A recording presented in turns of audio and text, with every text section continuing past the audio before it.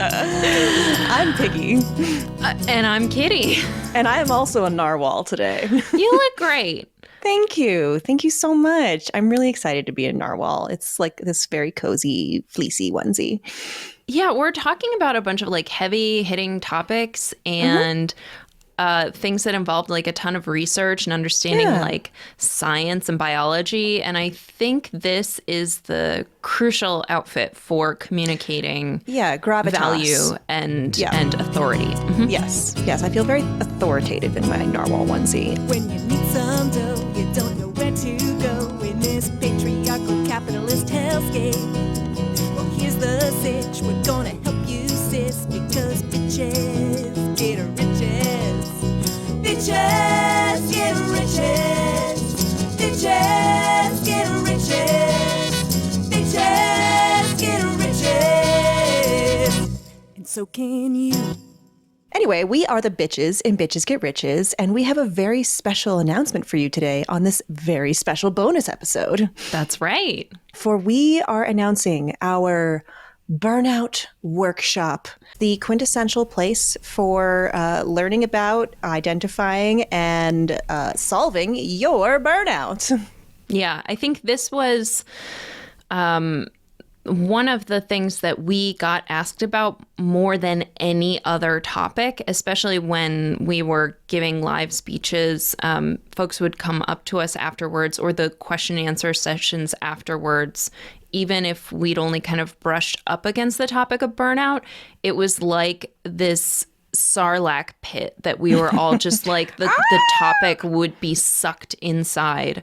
And it was just so clear that this was a massive emergency and a very kind of quiet emergency that many people feel very alone in dealing with. And a lot of people think that their burnout is kind of a personal failing and a personal problem. And if there's one thing that you and I hate more than anything else when we write about personal finance. Can I guess what it is?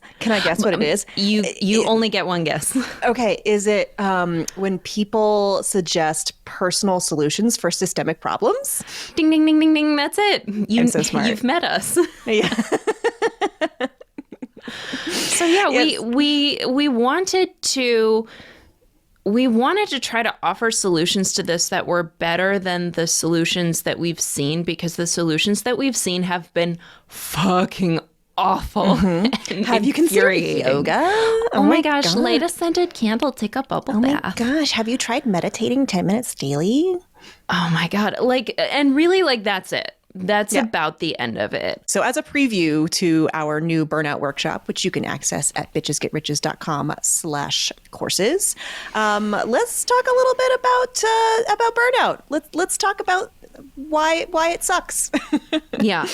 So we define burnout as a period of emotional, physical, mental exhaustion brought on by long-term exposure to low-grade stress, particularly when that stress comes from external environments that culturally we expect an individual to be able to manage the stress from. So you're not fleeing like a war-torn country. You are going to work. You're taking care of children. You're kind of living a perfectly normal life, but that life is mounting stresses upon you that is making it difficult for you to thrive psychologically, physically, emotionally.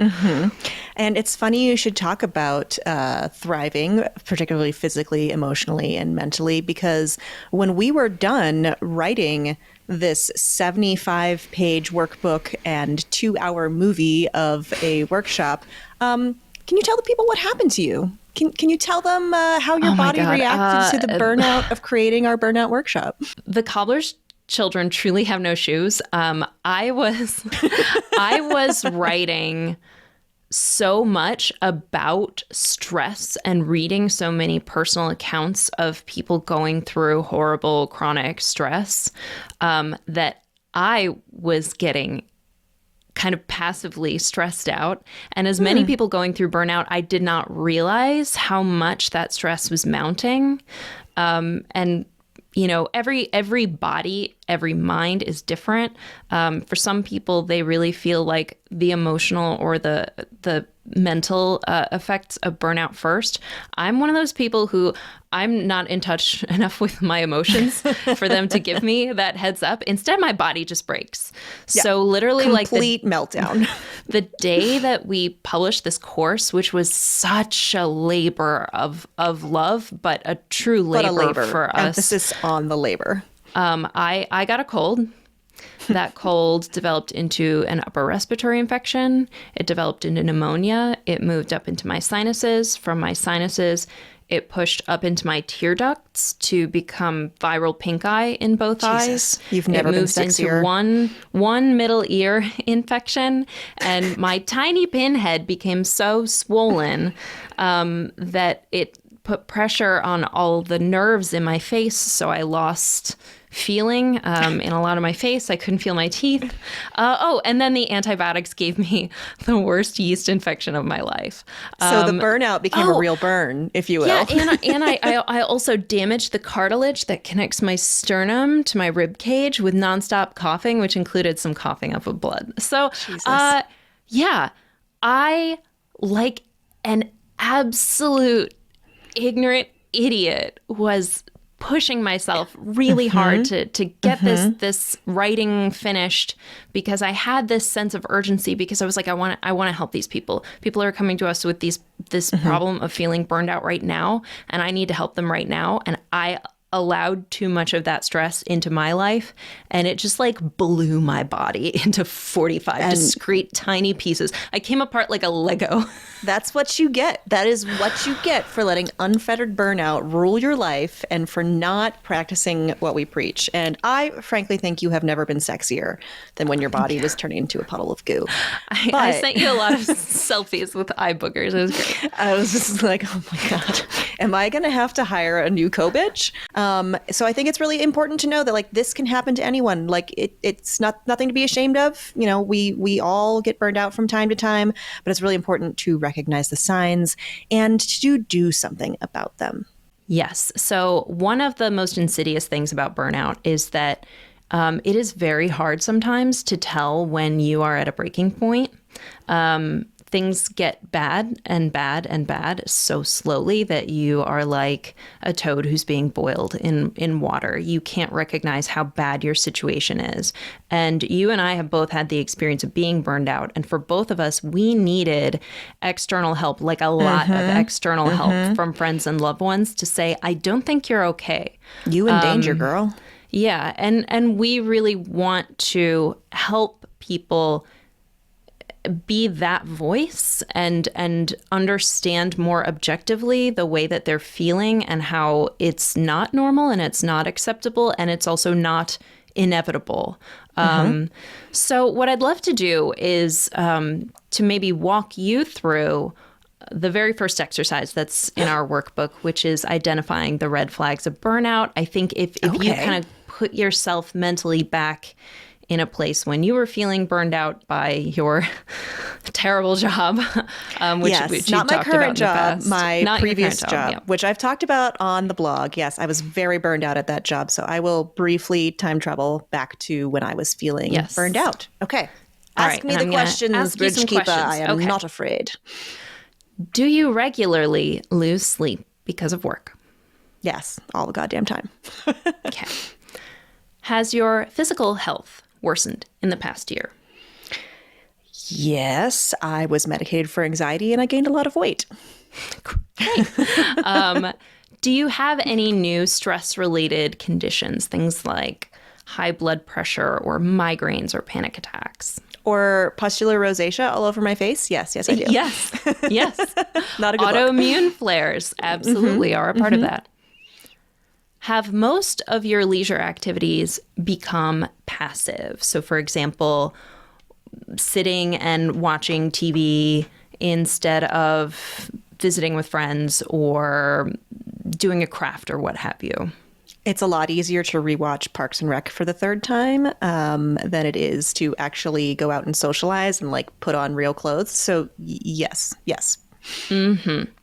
Do you end many of your days with drinking, smoking the weed, or eating comfort food to blunt your stress? I'm feeling very called out right now for my all cheese and beer diet. But yes. Come to scenic Wisconsin. We put both of those in soup. Sure, yeah. Okay. Has your view of the world become more cynical and pessimistic than it used to be? I mean, my baseline is pretty cynical and pessimistic, but yeah, I can safely say I was feeling a lack of control over anything, which made me much less likely to want to get involved and think optimistically. Yeah. News cycles are what they are, and they've been fucking awful for forever now. But it's important to note the ways in which negative reactions to bad news don't have to also mean I will lose all faith in humanity. Yes, exactly. Okay. When you talk to others, do you hear yourself bringing up a lot of negative stories and complaints until everyone around you is kind of like, enough with that? Absolutely. Yes. I think people were really annoyed with me constantly complaining about work. Do you struggle to talk about things that aren't work? Considering my husband instituted a policy of walking the dog without talking about work once a day for 20 minutes, I'd say yes. And I really struggle to figure out what to talk to him about during those walks. Oh, no. Yeah, that's pretty bad. Okay. These are like the last three questions, and they are for me like the reddest of the red. This is like true crimson, true vermilion. When you do have free time, are you too tired to pursue your preferred forms of recreation? So, for example, are you too tired to start reading a new book? Yes, absolutely. I would turn down social invitations. I would be too tired to even pick a new book to read, let alone start reading it. Yeah, that one scares us a lot because it means if you're already at this point, the things that used to give you some amount of rejuvenation, those coping mechanisms for dealing with this chronic stress are now failing. So it sounds kind of benign, but it's actually really worrisome. All right, next one.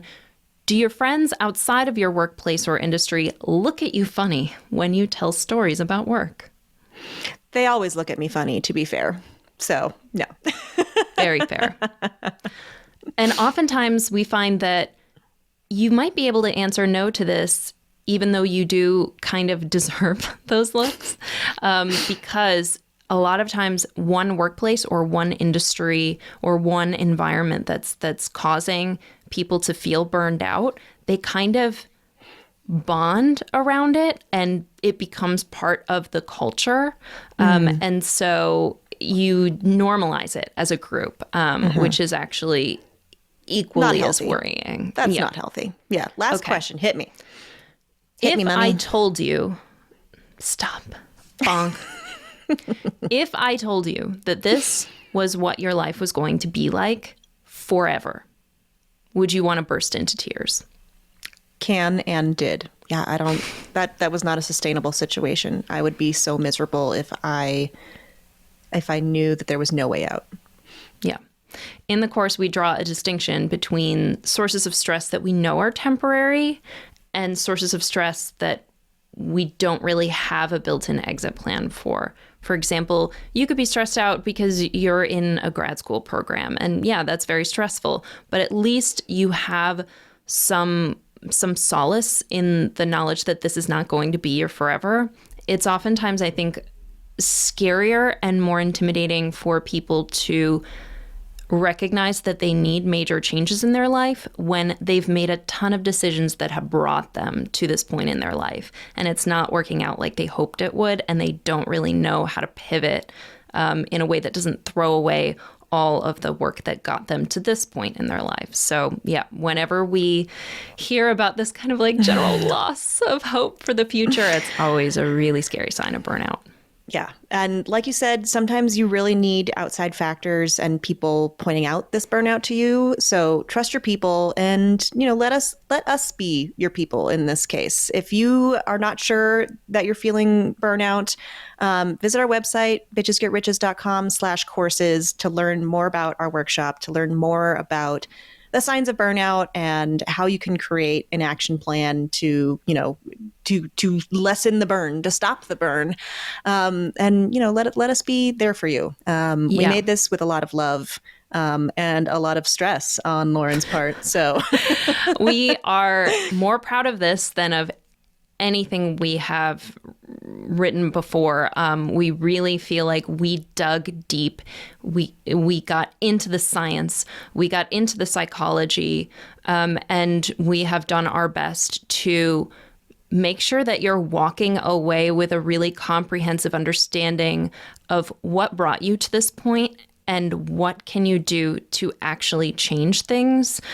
We, from the get-go, we're like, there has to be more that we can tell people to do than to sit in the lotus position and do fucking yoga or meditate for 10 minutes a fucking day or light a fucking scented candle in a fucking bubble bath. Like, there has to be actual things. We are done with the commercialization of self-care. We are done with self-care being defined as burning a scented candle and being a conventionally attractive white lady doing yoga.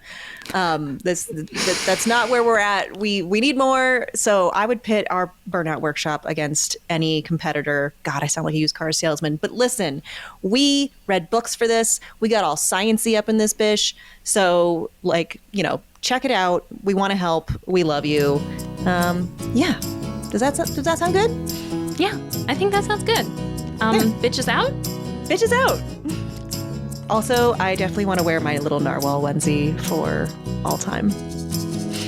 I assumed it was your amniotic sac, that you were just born with it. Yeah, and you assumed correctly.